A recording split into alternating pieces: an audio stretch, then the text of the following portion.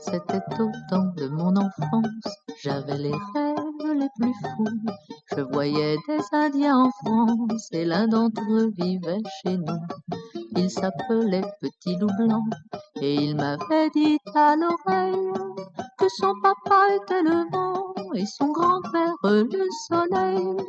Que son papa était le vent et son grand-père le soleil. Je transportais dans mon cartable ces histoires d'ours et de bisons. Je les étalais sur ma table et n'apprenais plus mes leçons. Le soir en rentrant de l'école, Petit Loup Blanc se déchaînait. Il bondissait sur les casseroles, il me scalpait et il chantait.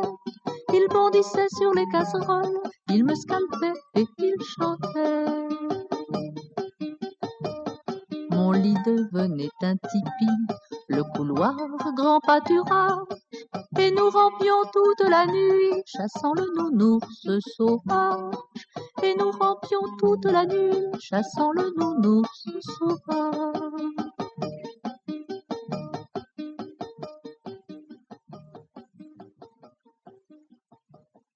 Minouche, que fais-tu? Fais attention, voyons.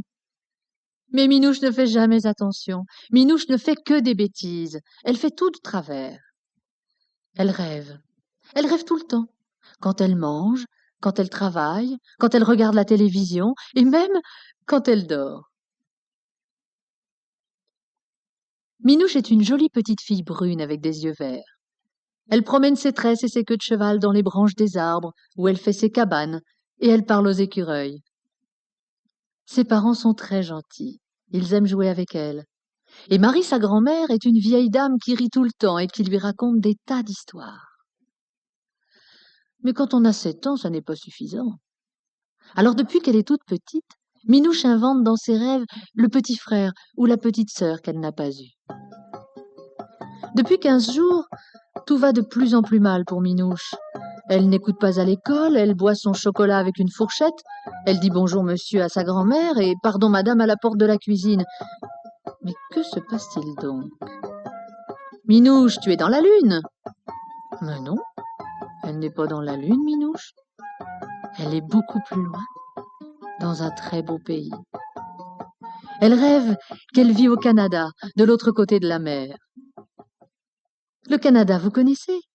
C'est tout là-haut, au nord de l'Amérique. Et au Canada, il y a des Anglais qui disent « Hello, sir, how are you ?» Il y a aussi des Français qui disent « Et toi, là, comment tu t'appelles? Martine ou bien Christine ?» Et puis, il y a des Indiens. Ah, eux, les Indiens, ils ne parlent pas beaucoup. Ils habitent dans un village que l'on appelle une réserve. Et là, les hommes chassent l'ours dans les bois qui longent les grands lacs. Ils font des canaux dans lesquels ils descendent les rivières. Et les femmes font des nattes avec des perles. Elles cousent les peaux pour en faire des tentes et des mocassins. Et le soir, sous les étoiles, les Indiens chantent.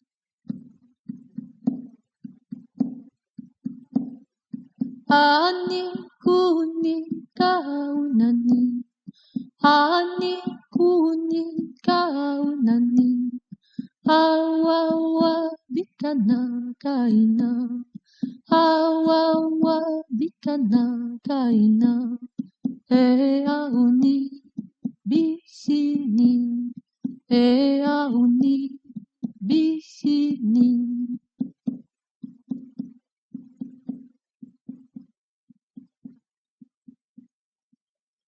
Minouche a vu une tribu d'Iroquois à la télévision, et elle rêve d'aller vivre avec eux. Son village lui semble petit et ennuyeux depuis qu'elle a vu les neiges du Canada, les belles fourrures et les peaux de bêtes dont les Indiens sont vêtus. Et les rires des enfants qui jouent dans la forêt. Oh, c'est là-bas qu'elle voudrait habiter, pas ici. Et là-bas, dans son rêve, Minouche a un ami, un grand ami. Enfin, un petit garçon de 10 ans qui sait tout faire. Chasser le bison, raconter des histoires, faire du feu, lire dans les étoiles. Minouche rêve qu'elle passe toutes ses journées avec ce petit Indien aux longs cheveux et aux yeux noirs qui s'appelle petit loup blanc. Mais chut, tout ceci est un secret qu'elle n'a jamais dit à personne.